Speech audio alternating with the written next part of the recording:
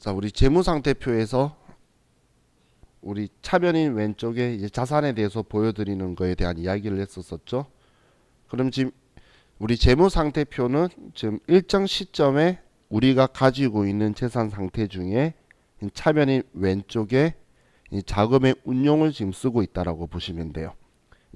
우리 재산을 어떻게 쓰고 있는지 이제 그걸 보여주고 있는 우리 재무제표인 거고, 그럼 대변인 오른쪽에는 우리가 부채하고 자본을 쓸 건데, 그런데 이 부채하고 그리고 자본을 쓸 건데, 여기에 부채를 쓸 거예요. 근데 여러분이 생각했을 때 외부 이용자라고 해도 어떻게 돈을 빌려왔는지에 대해서는 크게 관심이 없다는 거예요. 그래서 외부 이용자는 부채에 대해서 관심이 있는 거는 언제 갚아야 되는지에 대한 부분에 대해서는 관심이 있겠죠. 그래서 보고기간 종료로부터 1년 이내 갚아야 되면 유동부채로 분류해서 보여줄 거고, 그게 아니면 우리는 비유동부채로 분류를 해서 보여줄 거라는 거예요. 그럼 외부 이용자 입장에서 제가 앞에 말했던 이 유동자산과 유동부채를 비교했을 때에 유동부채가 더 크면 좀 불안감을 느낄 수가 있겠죠. 그런 식으로도 직관적으로 볼 수가 있다는 거예요. 또 투자하려고 봤을 때에 당좌 자산의 비율이 너무 높으면 그 회사는 일반적으로 투자를 안 해요.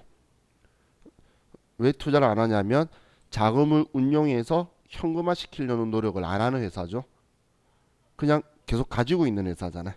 그런 기업은 투자자의 입장에서는 필요가 없는 기업이다라고 판단도 할 수 있다라는 거예요.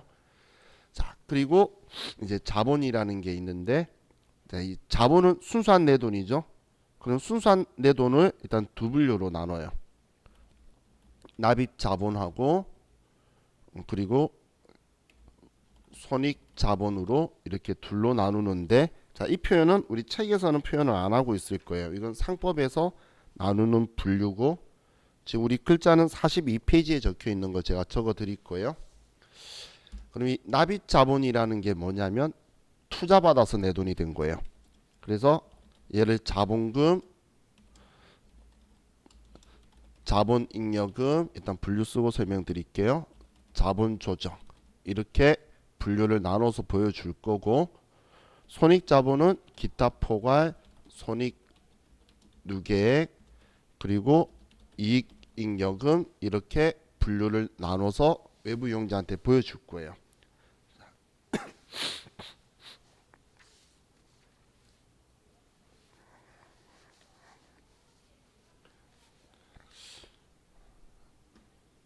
자, 그럼 지금 제가 적은 분류에서 보시면 납입자본과 손익자본이라는 표현이 있는데, 자, 이 자본이라는 글자 있죠? 이 글자들이 한글로는 이렇게 자본이라고 쓰는 게 맞는데, 문제는 한문이나 영어는 다 틀리다는 거예요. 우리 한글이 뛰어난 글자임은 틀림이 없는데, 우리나라 사람들이 한글이 뛰어나다는 거는 많이 생각하시더라고. 근데 뭐가 뛰어나다는 거에 대한 생각은 잘 안 하시는데, 한글의 뛰어난 점은 의성어 의태어 표현하는 거에 뛰어나죠. 근데 한자를 쓰는 국가의 그 중국이나 이런 곳에 대한 걸 가져와서 이걸 음으로 쓰기 때문에 명사에는 조금 단점이 많이 발생을 해요.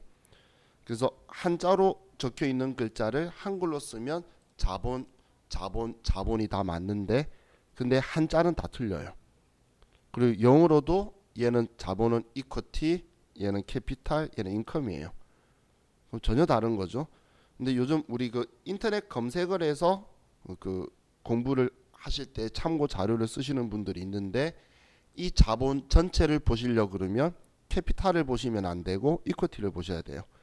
캐피탈을 보시게 되면 이 납입 자본을 보게 되는데, 이 납입 자본은 순수하게 투자 받아서 내 돈이 된 게 납입 자본인 거고, 손익 자본이라는 건 우리 회사가 사업을 해서 돈 남겨서 내 돈이 된 게 손익 자본이라고 보시면 돼요. 그러면 얘들이는 내 돈은 맞지만 서로 차이점이 있겠죠. 그게, 그럼 우리 혹시 잉여라는 표현 요즘 여러분들 들어보신 적 있나요? 잉여라는 표현.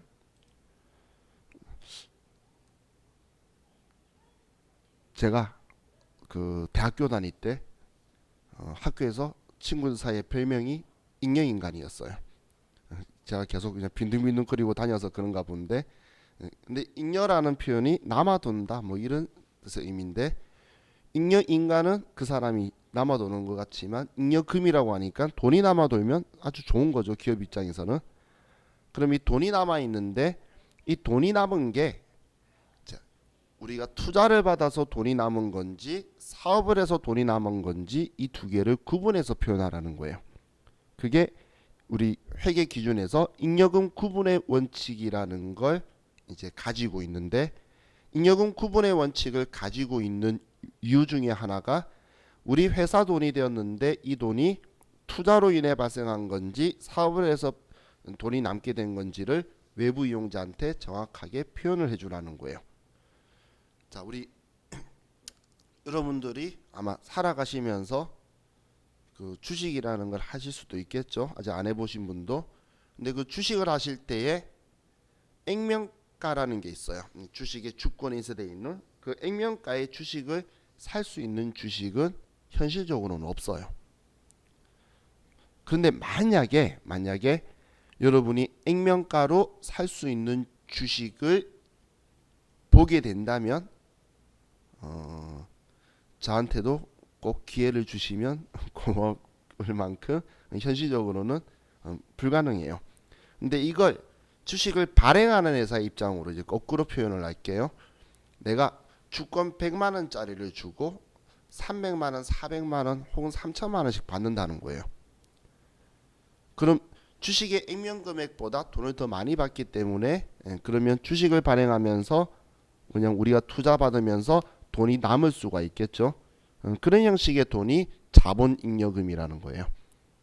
그냥 우리 회사가 우리 투자 받아서 돈이 남은 건데, 이 이익잉여금이라는 건 내가 물건을 팔아서 그리고 그 판 물건에 대한 대응되는 원가들이나 비용들이 있죠.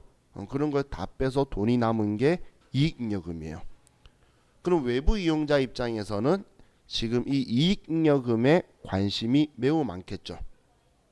우리 흔히 주주총회를 할 때 초반에 시작할 때 하는 게 경영 성과 보고라는 걸 해요. 대표이사가 와서 CEO가 경영을 한 거에 대한 걸, 그럼 경영 성과 보고할 때 재무제표를 주주들한테 줘요. 그럼 주주들 중에도 재무제표에 관심이 많이 없는 사람도 처음 딱 바라보는 게 이거예요. 왜냐하면 이 돈 가지고 배당해야 되거든.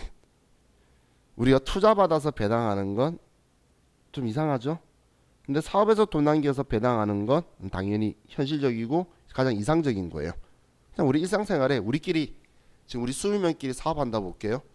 근데 누군가가 와서 투자를 한 거야. 그래서 여러분한테 제가 누가 투자했어, 돈 나눠 가지자라고 말하면 이건 사기꾼 회사 같죠. 그죠? 그런데 올해 사업해가지고 이만큼 돈 남겼어, 우리 나눠 가지자. 엄청 제일 좋은 이상적인 모습이죠. 그렇기 때문에 이 잉여금을 구분해서 외부 이용자한테 표현을 하라는 거예요.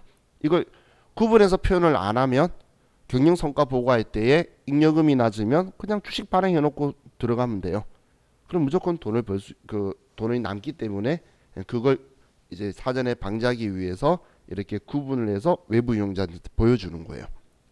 그럼 이 기타 포괄 손익누계액이라는 건 얘는 나중에 자본할 때 여러분들이 자주 들으실 글자인데, 얘는 실제로 안 일어난 거예요. 실제로 일어나지 않은 거를 우리가 돈 벌었다고 말하기는 좀 애매한 것들 있죠. 자, 예를 들면 지금 내가 주식을 가지고 있는데 오늘 밤에 봤더니 주식 가격이 올랐어요. 그럼 주식 가격이 올랐으면 돈 번 거잖아. 그래서 친구한테 자랑했더니 친구가 술 사래. 술 살 돈 있을까요? 주식값만 오른 거지 실제로 나한테 현금화된 게 아니죠. 그걸 미실현 보유손익이라 그래요. 실제로 안 일어난 이익이라는 거예요. 그럼 어떻게든 이득 봤다라는 걸 표현은 할 거지만 지금 아직 배당할 수 있는 그런 돈은 아니에요 라고 표현하는 곳이 여기 기타 포괄 손익누계액이라는 이곳이다라고 보시면 돼요. 그럼 외부 이용자한테는 이렇게 표현을 해서 이제 지금 제가 같이 본 건 이제 분류예요. 전부 다 분류. 그럼 이렇게 분류별로의 합계도 외부 이용자한테 보여주고, 그리고 또 이 안에 세세한 내용으로 해서 외부 이용자한테 표현을 해줄 거예요. 이 세세한 내용을 구성하고 있는 걸 이제 계정이라고 하고, 좌우와 같이 오랫동안 이제 당좌 자산의 계정 과목, 재고 자산의 계정 과목, 투자 자산, 유용 자산부터 쭉 다 해서 이익 잉여금 계정 과목까지 전부 다 제하고 한 100몇십 개 정도의 계정 과목을 이야기를 할 거예요. 그게 제가 여러분들이 조금 초반에 힘들 거다라고 말했던 그 위치다라고 보시면 돼요. 자, 그럼 이제 재무상태표 설명을 드렸으니까 제가 중요한 부분을 교재를 가지고 좀 정리를 해드릴게요. 자, 우리 교재 40페이지를 보면 이제 재무상태표가 있는데, 자, 이 재무상태표는 일정 시점에 우리 재무상태를 보여주는데, 그걸 자산, 지금 보면 그걸 우리 재무상태표는 일정 시점에 재무상태를 보여주는데, 자산, 부채, 그리고 자본으로 보여주는 거예요. 근데 자본 표현하면서도 앞에 또 수식어를 붙이고 있죠. 자산에서 부채를 차감한 게 자본이다라는 표현을 수식어처럼 달고 있어요. 자, 그럼 이 재무상태표를 작성 기준이라고 적혀 있는데, 이 작성 기준이 우리 자산하고 부채는 제가 유동자산, 유동부채, 유동자산, 비유동자산, 유동부채, 비유동부채를 우리 그냥 1년 기준이라고 적혀 있죠. 회계에서 그냥 1년 기준은 앞에 수식어가 보고기간 종료로부터가 생략되어 있는 거예요. 그럼 보고기간 종료로부터 1년 기준이나 아니면 정상 영업주기 기준으로 유동 비유동을 나누고 있고, 그리고 우리 자산과 부채는 유동성이 큰 항목부터 배열하는 게 원칙이라는 거예요. 과거 옛날 70회차 대, 우리가 시험 볼 게 90회차 대예요. 70회차 대 시험까지는 이 큰 자를 작은이라고 써서 오답 지문으로 많이 나왔는데, 이제 너무 잘 맞추시니까 이제 그냥 큰 자로 해서 정답 지문으로는 아직도 많이 나오고는 있어요. 그래서 큰 항목부터 배열한다. 그걸 위쪽에 쓰는 거예요. 자, 자산과 부채는 총액으로 표시한다라고 있는데, 이건 뒤쪽 페이지에서 제가 설명을 드릴게요. 자, 그리고 주주와의 거래에서 발생한 거, 우리 투자받고 하는 게 우리 자본잉여금하고, 그리고 영업활동 우리가 사업을 해서 돈을 번 이익잉여금은 구분해서 표시하라는 거예요. 제가 다 이야기했던 거죠. 그럼 재무상태표 등식이라는 게 자산은 부채에서 자본 더한 거고, 자본 등식은 자산에서 부채를 뺀 거다. 이렇게 공식으로 그냥 적어둔 거다라고 보시면 돼요. 근데 지금 우리 회계에 대해서 처음 공부하신 분들도 있으실 건데, 지금 저와 같이 이야기를 하고 듣고 나서 이 내용 봤을 때 어떤 내용인지 설명 들은 부분에 대해서는 인지가 가시죠. 그래서 제가 수업할 때 전 책을 읽는 행동을 잘 안 해요. 여기에 나올 거에 대한 포인트를 가지고 여러분들한테 계속 설명을 해드릴 거예요.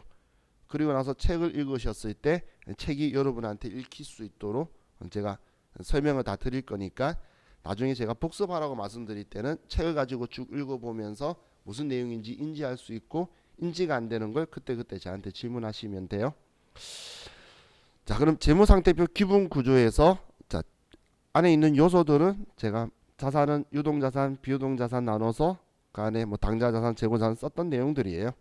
그냥 그 글자들을 이렇게 쭉 열거를 해둔 거고, 또다시 한 번 더 강조하고 있죠. 자산 부채는 유동성이 큰 항목부터 한다.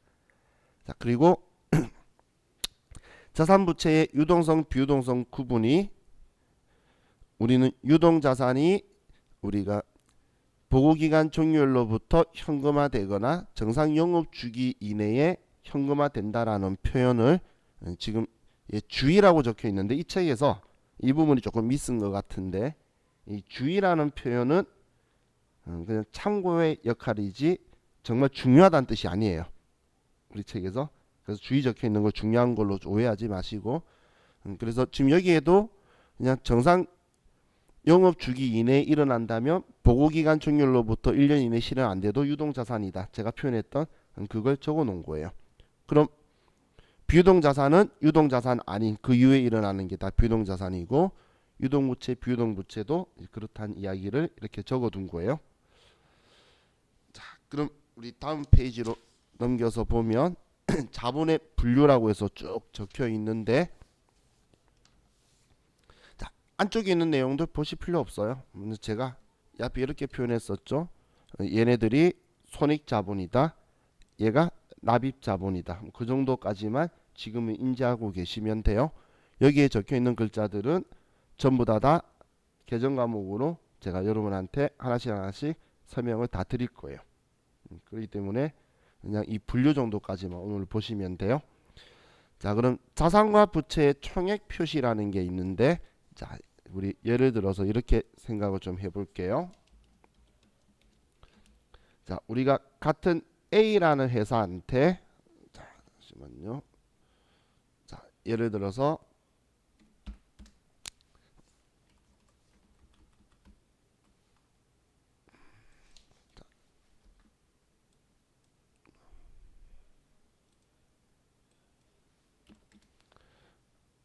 자, A라는 회사가 있어요. 법인이.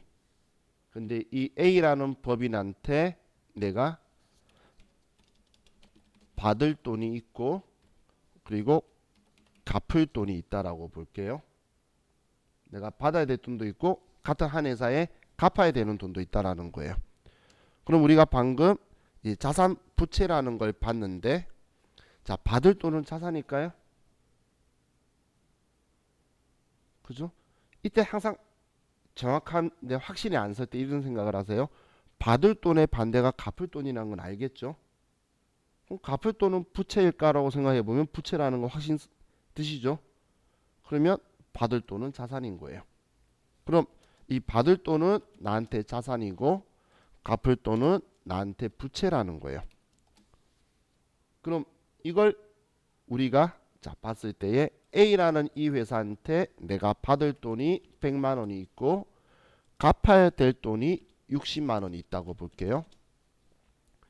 자, 그럼 우리 일반적으로는 이렇게 있으면 그냥 우리가 40만 원만 받고 정리하고 끝내버리면 되는 거죠.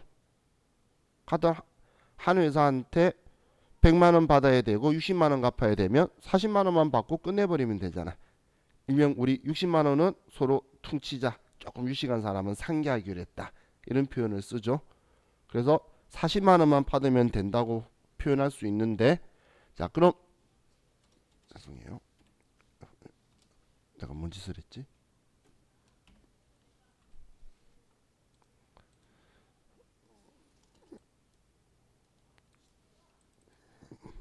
뭔 짓을 했는지 모르겠는데 자, 그럼 내가 받을 돈이 40만 원이 있고 갚을 돈이 0원이 있다 이렇게 표현을 할 수도 있다라는 건데 자, 지금처럼 우리가 기말에 그냥 같은 회사 건에 얘 정리하자라고 해서 이렇게 40만 원으로 줄어버리는 걸 우리는 순액주의로 표현했다라고 표현을 하고 같은 회사지만 100만 원 받을 거 있고 60만 원 갚아야 될 게 있다라고 표현하는 걸 총액주의라고 표현했다라고 말을 할 거예요. 그럼 우리 회계 기준에서는 이 순액주의라는 것 사용하지 않을 거예요. 순액주의를 우리는 무조건 총액주의로 표현을 해서 우리 60만 원을 서로 상계하기로 했다면 상계하기로 한 것도 우리가 거래로 봐서 그 거래도 별도로 기록을 해서 지워지도록 하는 거지. 우리가 기말해 봤더니 저 집에서 외상으로 물건 내가 사온 거 그리고 외상으로 물건 준 거 얼마 되네 금액 정리 한 번에 끝내버리자라고 100만 원을 40만 원으로 바꾸는 행동은 절대 바로 하지 않을 거라는 거예요. 근데 여기에서 제일 중요한 키워드가 이거예요. 자산과 이 부채를 서로 임의적으로 상계하지 않는다는 거예요. 자산과 자산을 상계하는 건 상관이 없어요. 부채와 부채를 상계하는 건 상관이 없어요. 그냥 순액으로 보여준다라는 건데 자산과 부채를 임의적으로 상계해서 보여주는 게 아니라는 거예요. 그래서 여기서 제일 중요한 키워드는 자산과 부채를 임의적으로 상계해서 보여주는 게 아니다라는 게 총액주의의 의미다라고 보시면 돼요. 자, 지금 이 부분에서 자, 우리 교재 보시면 지금 이 부분이 있죠. 자, 이 부분은 나중에 제가 지금 우리 아직 매출 채권이 뭔지도 모르고 대손 충당금이 뭔지도 모르잖아요. 그죠? 이거에 대해서 우리 같이 공부를 하고 나서 그리고 다시 제가 여기를 한번 더 여러분 짚어 드릴 거예요. 왜냐하면 이 지문은 총액 표시하면서 총액주의 이야기가 나오면서 얘는 예외다라는 걸로 이런 시험에 지문에 자주 나오는데 그때 한번 여러분한테 제가 더 인지를 시켜 드릴 테니까 지금은 이 부분만 기억하고 계세요. 이 부분까지는 보지 마시고 그냥 자산과 부채는 임의적으로 상계하는 게 아니다. 총액으로 표현하는 거다. 이렇게 여러분들이 인지를 하고 계시면 좋을 것 같아요. 자, 지금까지는 저하고 재무 상태표를 봤는데 우리 재무 상태표를 그냥 간단하게 구경 한 번만 해보면 우리가 어제요 내일 저하고 같이 얘를 작성을 할 거예요. 우리 교재 154페이지로 가보시면 154페이지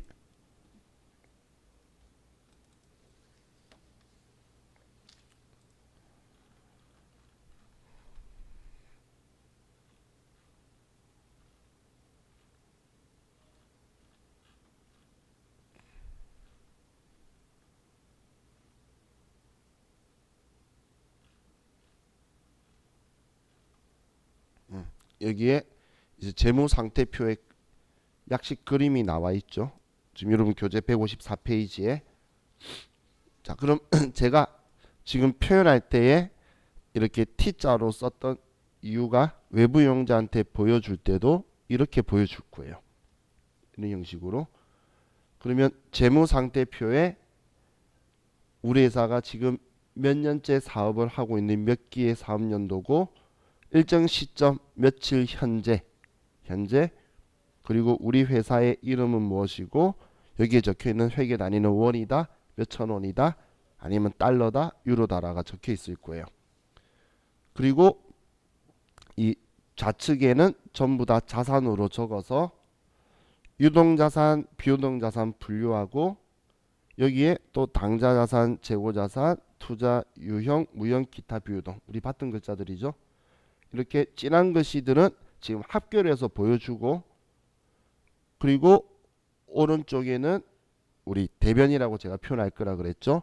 부채와 자본을 가지고 유동부채, 비유동부채 그리고 자본금, 자본잉여금, 자본조정 이런 5가지 분류로 해서 합계를 보여줄 거예요. 그럼 제가 대차 평균의 원리다라고 이야기했는데 아래 보시면 차변인 왼쪽에 자산의 총계하고 그리고 오른쪽인 부채와 자본의 총계가 일치한 형식으로 나와 있죠. 그죠? 이게 우리 재무 상태표가 항상 이렇게 일치하도록 나와 있어야 되지 한쪽이라도 금액이 높거나 낮아서 차이가 나게 되면 그 재무 상태표는 잘못된 거예요. 자, 이게 지금까지 저하고 같이 이야기한 거고 우리 저하고 나중에 공부 많이 할 거라고 한 게 여기에 연한색으로 적혀 있는 이런 글자들이에요. 이런 글자들을 저하고 나중에 이제 어떤 글자를 쓸 거고 얼마씩 쓸 건지를 공부할 거다라고 보시면 돼요. 자, 그럼 이제 손익계산서로 다시 이제 43페이지에 자, 손익계산서로 갈게요.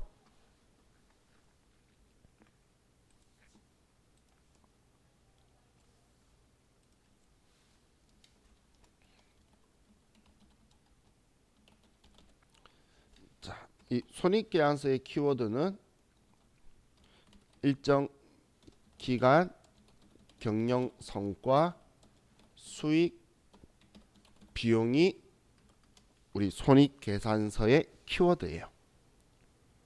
수익값 비용이 키워드예요. 자, 그럼 먼저 이제 혹시나 해서 자, 수익하고 이익하고 차이점을 여러분들 생각해 본 적 있으실까요? 둘이 같은 말인가요? 수익하고 이익이? 자, 수익과 이익은 전혀 서로 다른 의미예요. 자, 정확하게 아직 생각을 해본 적이 없기 때문에 이 용어를 인지를 못하시는 분이 많으실 수 있는데, 우리는 수익에서 비용을 빼면, 아이고 칸이 안 맞아. 비용을 빼면 이익이 나오는 거예요. 그럼 완전히 다른 거죠. 수익과 이익은 완전히 다른 애죠. 자, 앞에 제가 원가회계 이야기하면서 이 보도마카 이야기했었는데, 제가 이 보도마카를 500원에 팔고 보도마카 원가가 100원이면은 저의 이익은 400원이라는 거예요. 자, 그럼 방금 제가 500원에 팔 거라 그랬죠. 이 500원에 파는 걸 우리는 매출액이라고 표현하는 거고, 그리고 방금 제가 이걸 100원에 사온 원가가 있었죠. 이 100원을 우리는 판 거에 대한 매출 원가다라고 하고, 이걸 비용이라고 하는 거고, 그럼 매출액에서 매출 원가를 빼면 제가 남긴 이익이 400원이 되겠죠. 그러면 이 400원을 매출 이익 혹은 매출 총이익이라는 표현을 쓰게 되는 거예요. 그럼 매출이 수익인 거고, 이익은 우리가 흔히 말하는 콩글리시로 마진이죠. 그죠? 음식점에서 오늘 매출 얼마야 라고 말하면 음식 팔면서 받은 돈 전부 다를 이야기하는 거예요, 매출액을. 근데 그 돈이 남긴 게 아니라는 건 여러분들 아시죠? 거기는 원가도 있고 월세도 있고 전부 다 빼야 될 거잖아. 그러면 그걸 빼기 위한 단계가 지금 비용이고, 그리고 거기에서 이익을 낼 거예요.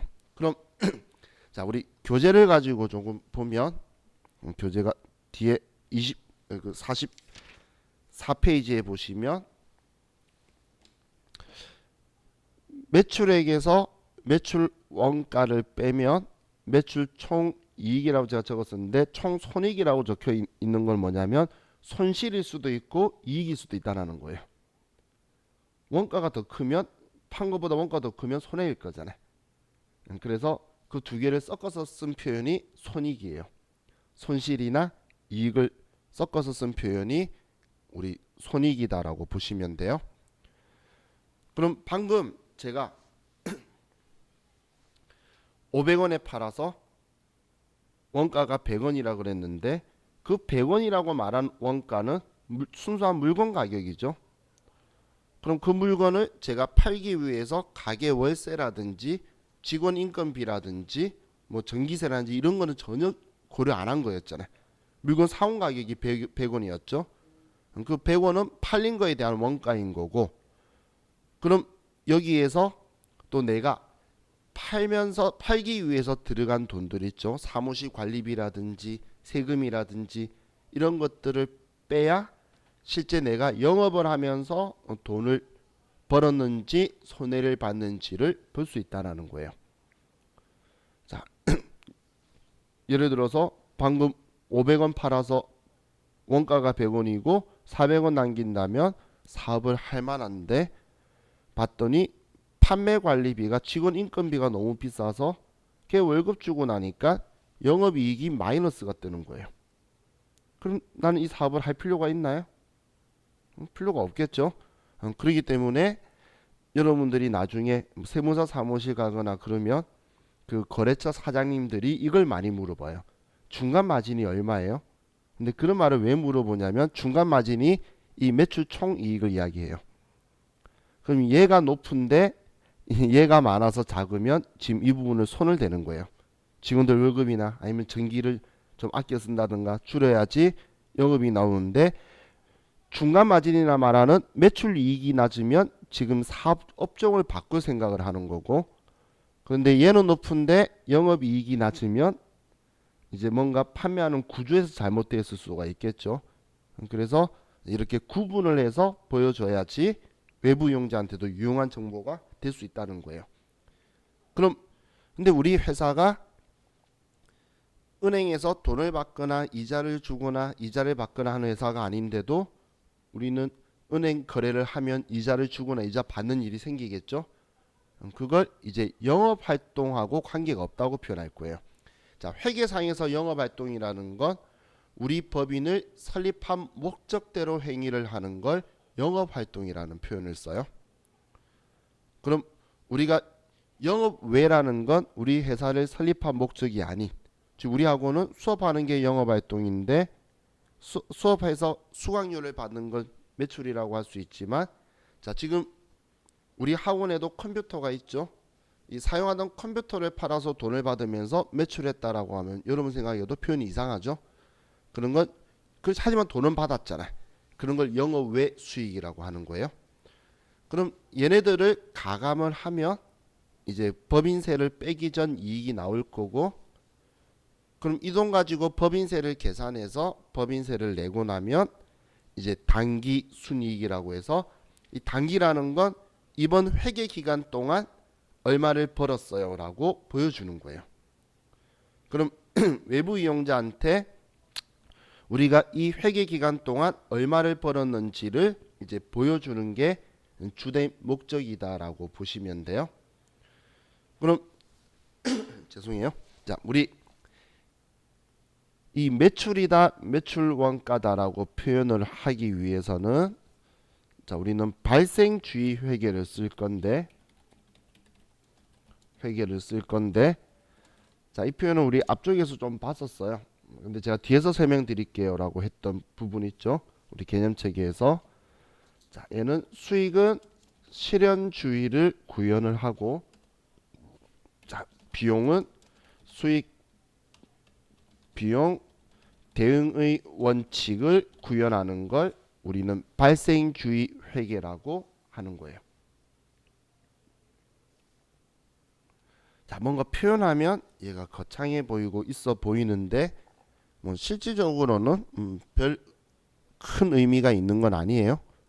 자, 우리가 일상생활에 다 사용하고 있는 거예요.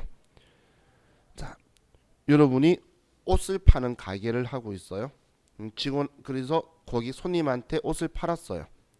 손님이 옷을 가지고 가면서 카드로 결제하고 갔어요. 그럼 오늘 돈 들어올까요? 카드사 승인 나야지 돈이 들어오겠죠. 그렇다고 해서 그럼 이거 오늘 판 거 아니야 라고 말할까요? 그건 아니라는 거예요. 한마디로 내가 뭔가를 인도를 해서 다른 사람에게 전달을 하면 나는 그것이 실현이 되면 나의 수익으로 인식을 할 거라는 거예요. 자, 그럼 우리 비용은 여러분이 옷을 팔려고 옷을 사왔을 때에 그걸 팔린 원가다라고 표현할까요? 팔려고 사왔을 때는 여러분 재고라는 표현을 하면서 내 재산이야 재고 자산인 거예요. 그랬다가 팔렸을 때의 대응 원가로서 우리는 얼마에 팔았는데 얘 얼마에 산 거니까 얼마 남겼겠네라고 계산을 하겠죠. 그래서 우리는 일상생활에 발생주의 회계로 많이 생활을 하고 있어요. 근데 그걸 정의 내리고 우리가 생각을 안 했을 뿐인 거지. 그래서 이 발생주의는 우리가 돈을 받았다라는 그런 기준이 아니고, 실제로 돈 받을 수 있는 권리가 발생하도록 뭔가를 인도해주면 그때 수익을 인식하고, 그러면 그때 수익을 인식했을 때에 그 팔린 거에 대한 대응 원가를 비용으로 처리할 거라는 거예요. 그게 발생주의 회계의 뜻이다라고 보시면 돼요. 자, 그럼 발생주의가 뭐 큰 건 아니죠. 큰 의미는 아닌데 시험에선 이제 의미를 좀 이야기를 할 거예요. 자, 그럼 이제 우리 45페이지로 가서 45페이지로도 가서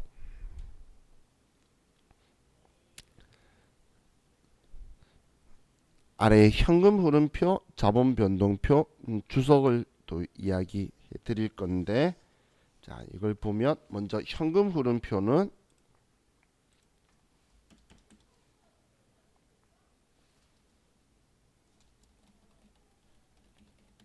자, 현금 흐름표의 키워드는 일정 기간 현금주의예요.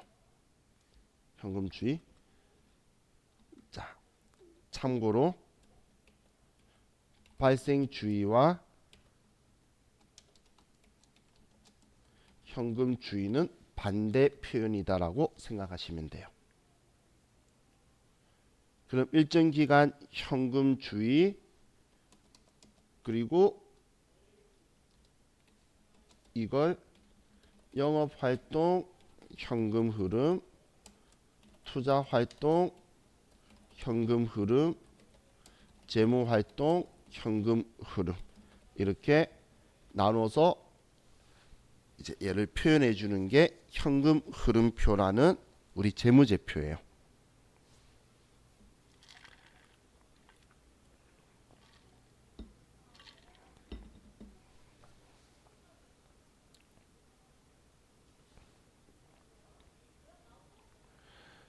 자, 그럼 이 현금 흐름표는 이제 외부 이용자 입장으로 생각을 했을 때에 자, 우리 기업의 현금의 유입량이 많아졌어요. 그러니까 돈이 갑자기 전년도 대비해서 재무 상태표를 봤는데 현금이 확 늘어났어요. 그럼 우리한테 좋은 걸까요? 그럼 우리 현금이 들어온 현금주의 기준으로 해서 현금주의는 돈이 움직이는 기준으로만 표현을 하는 거지 우리 실현주의 이런 걸 안 따지는 거예요. 진짜 돈 들어와야지 얘도 매출로 보고 다 그러는 기준인데 근데 우리 회사 돈이 늘어났어. 좋은 줄 알고 얘를 봤더니 은행에서 돈 빌려온 거예요. 그럼 별로 좋은 거 없죠. 반대로 돈 줄어서 우리가 슬퍼할 것도 없다는 거예요. 돈 줄었는데 봤더니 은행에 빚을 갚은 거예요. 그럼 그냥 똑같은 거죠. 근데 또 돈이 줄었어요. 봤더니 이거 가지고 우리 회사의 기계나 아니면 팔려고 재고 자산을 산 거예요.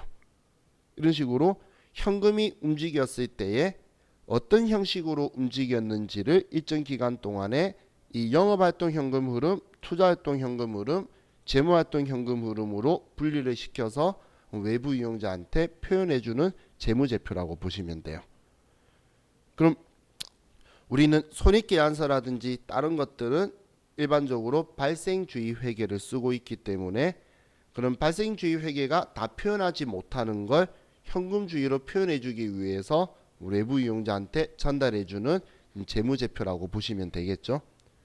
그럼 이 현금 흐름표도 외부 이용자한테는 유용한 정보를 제공할 수 있는 재무제표인 거고, 자 그리고 이제 자본 변동표라는 게 있는데 자본 변동표는 일정 기간 그리고 자 이 글자는 여러분들이 위에서 보신 적 있는 자본금, 자본잉여금, 자본조정, 기타 포괄, 손익 누계액, 이익잉여금 이렇게 가지고 보여주는 거예요.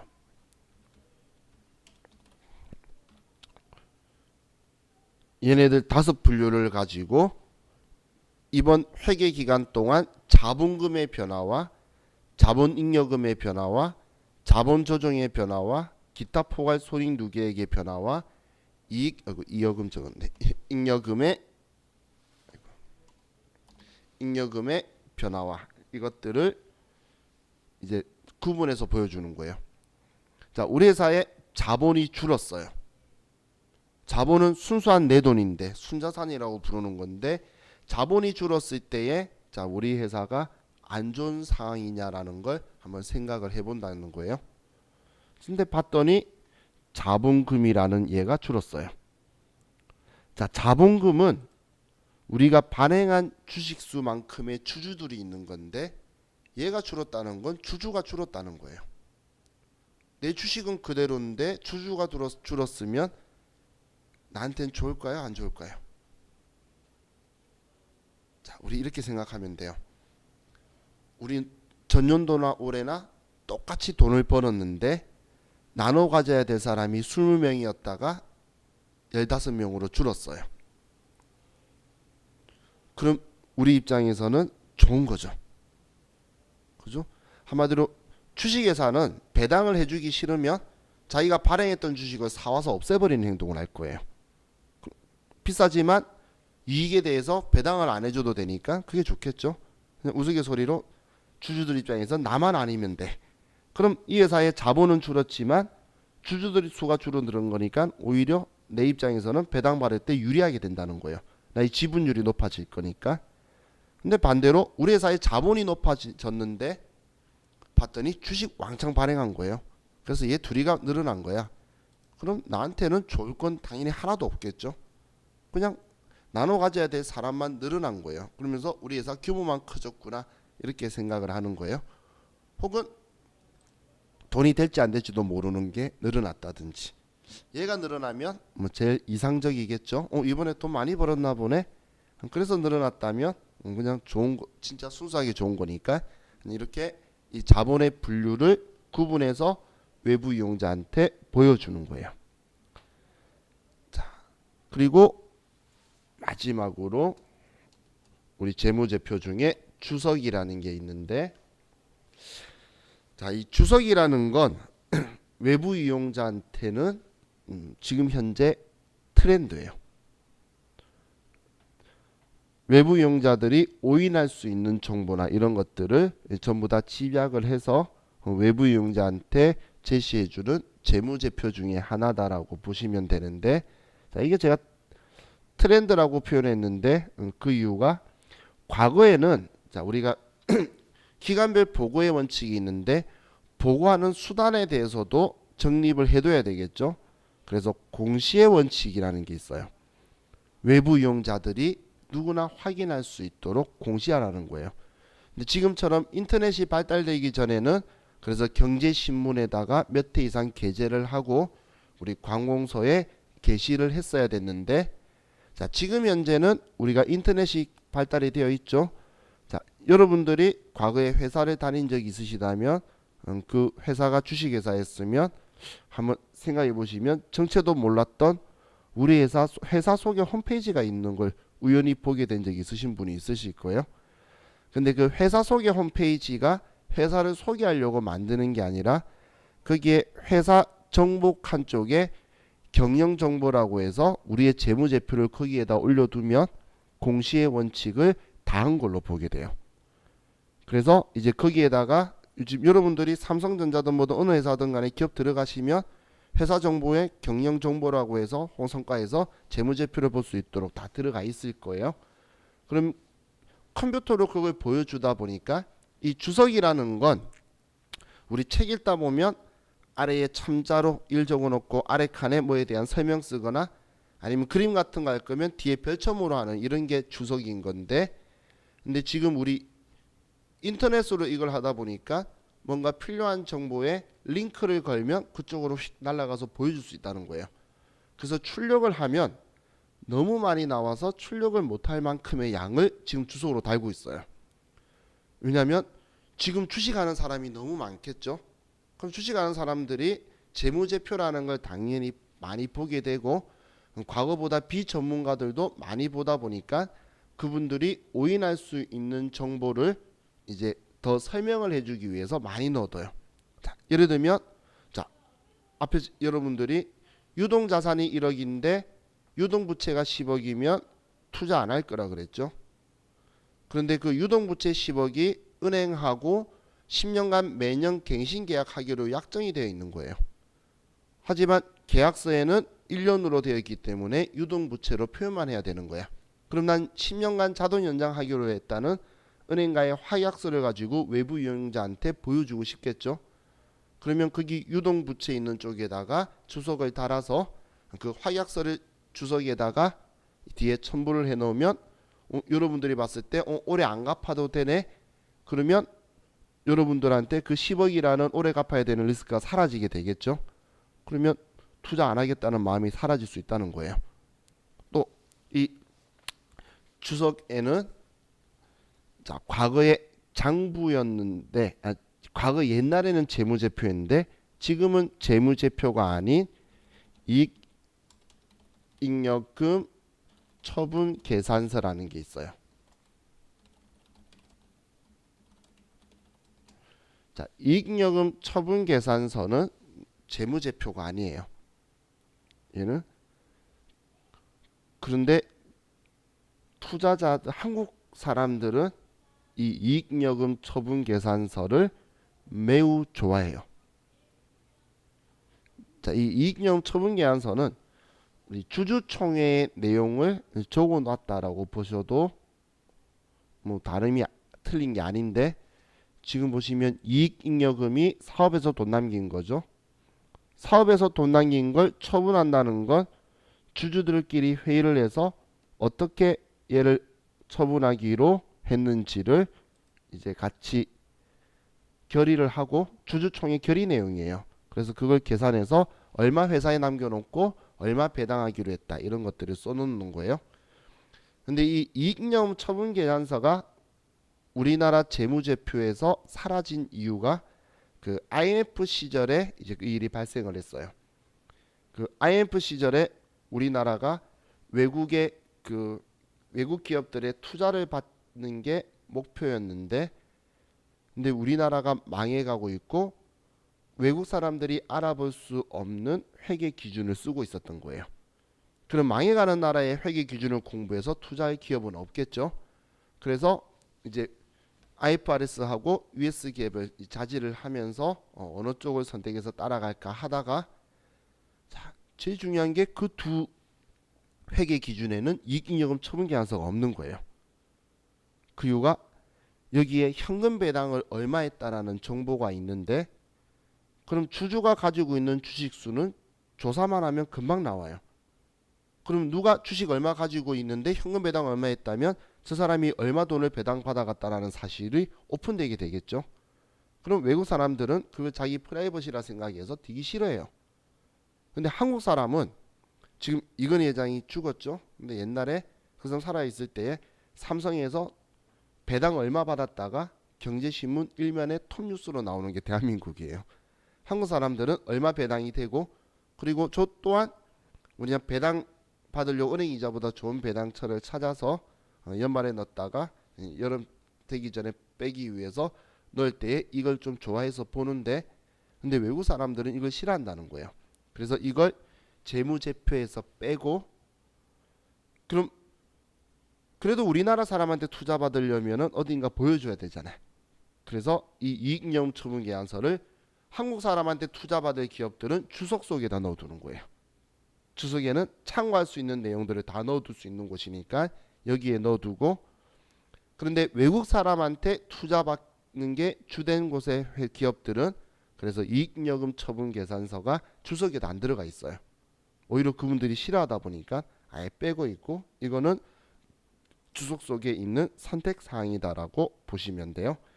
근데 좌우 같이 컴퓨터 가지고 실기를 하다 보면 얘도 같이 다 연결이 되어 있겠죠. 당연히 우리 재무제표에 돈 남긴 거하고 얘네들하고 다 연결이 있다 보니까 재무제표로 오인할 수가 있고, 그래서 다음 중 재무제표가 아닌 것은, 이런 식으로도 자주 지문이 나오는데, 그렇게 나오면 얘는 재무제표가 아니다라고 정확하게 여러분들이 인지를 하실 수 있으면 좋을 것 같아요. 자, 우리 이번 시간 여기까지 하고 좀 쉬었다가 또 계속 하도록 할게요. 쉬었다 합시다.